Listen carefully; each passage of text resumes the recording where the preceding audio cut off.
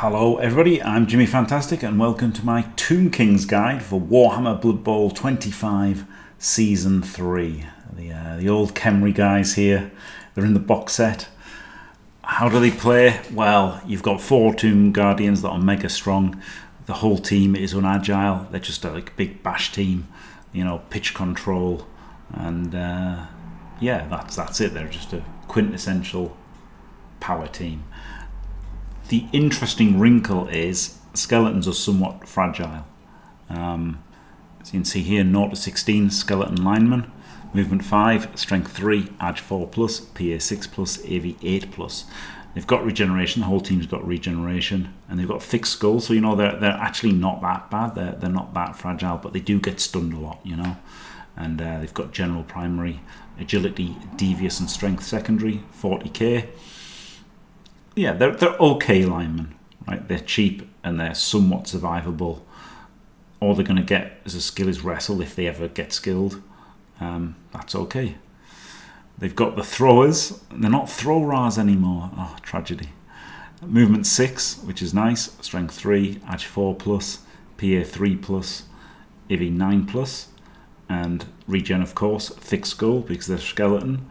Pass and sure hands. So this is okay, right? They've got plus AV, they've got pass and sure hands, general passing primaries, agility devious secondaries, strength secondaries, and 65k. So they're all right. They're all right. Now, what they benefit from is the secure the ball special action. They can pick up the ball in a 2+. That really helps Tomb Kings in general, right?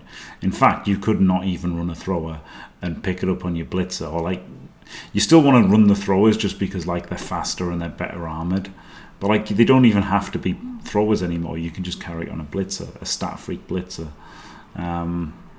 which you might want to do because of the way the MVPs work, right? And SPP, you want to concentrate SPP on six players.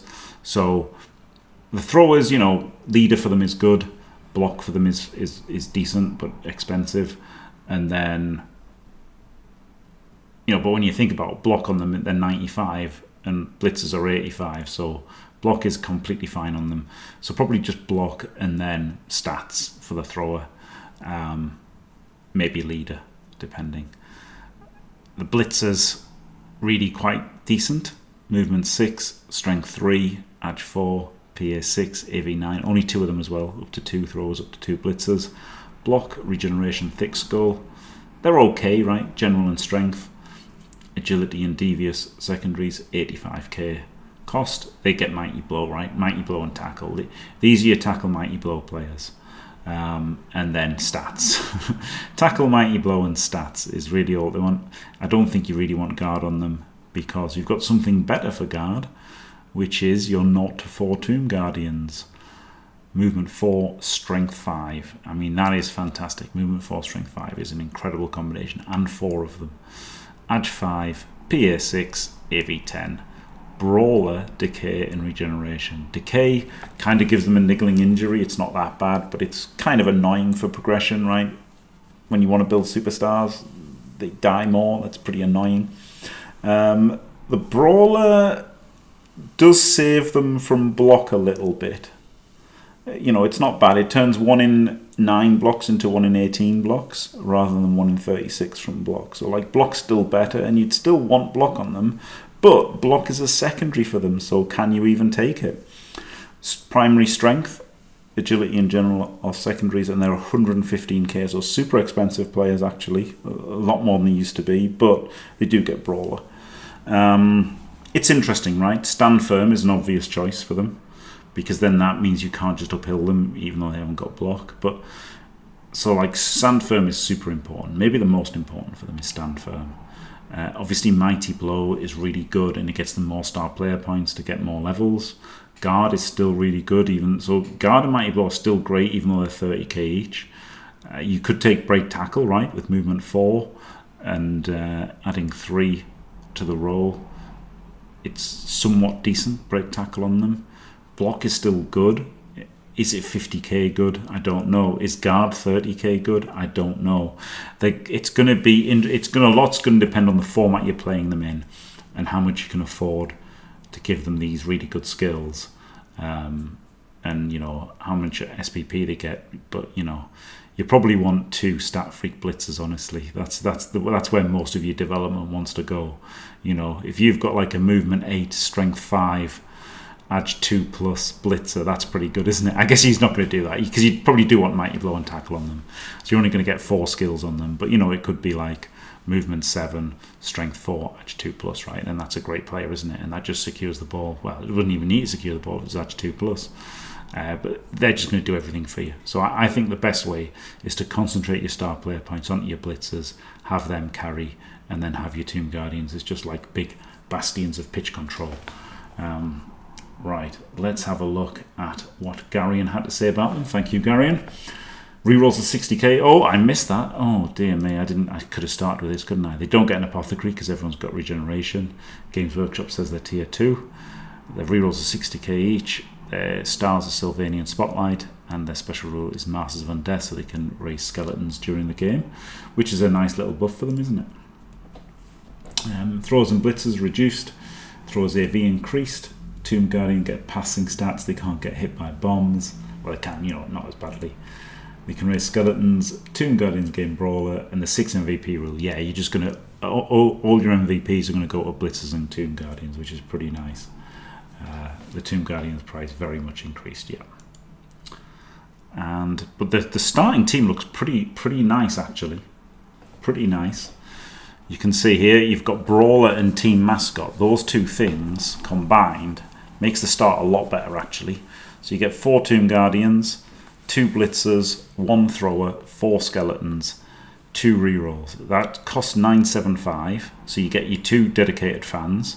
And you've got 15k in the bank, so there's a good chance if you've been able to just put in 10k to get a team mascot, even if your opponent isn't at 1,000. And so then you've got 2.5 rerolls, and you've got Brawler as well. So that's pretty cool. The thing about Khemri as they were and Tomb Kings as they are now is that they're a lot better on paper than they are in game. You look at the roster and you're like, wow, so much strength. This is brilliant. And a lot is made of the fact that they're rubbish at picking up the ball, which is a bit silly because they're still 75%, right? Instead of 66. So they're better than somebody not re-rolling it. They're better than an Edge 3 player not re-rolling it and picking it up. And now, of course, they'll basically never try to pick it up if they can secure the ball, because secure the ball is better. And you can secure the ball on a blitzer rather than trying to pick up the thrower. So anytime you get to secure the ball on a blitzer, you get better SPPs on him than on a thrower. The thrower, really, you want leader on the thrower, and you want it because it's better than a skeleton. But they're not particularly good, the throwers. But I mean, I'd get a second eventually.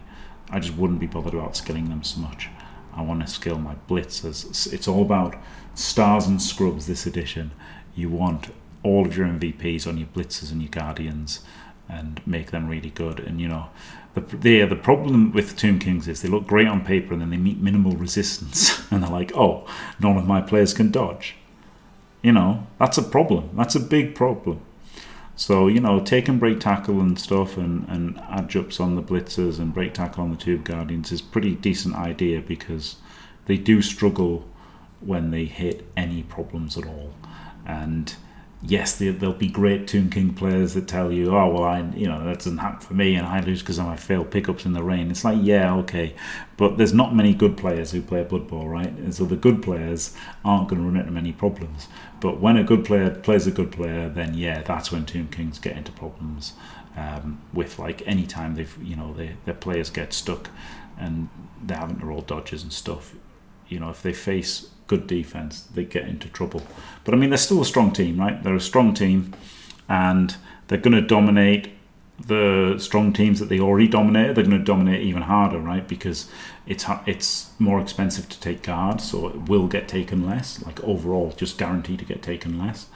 And there's obviously less Orc Biggins and stuff knocking around, so their strengths got stronger in a way, right? The strength 5, the 4 strength 5, and their weaknesses covered a little bit by secure the ball.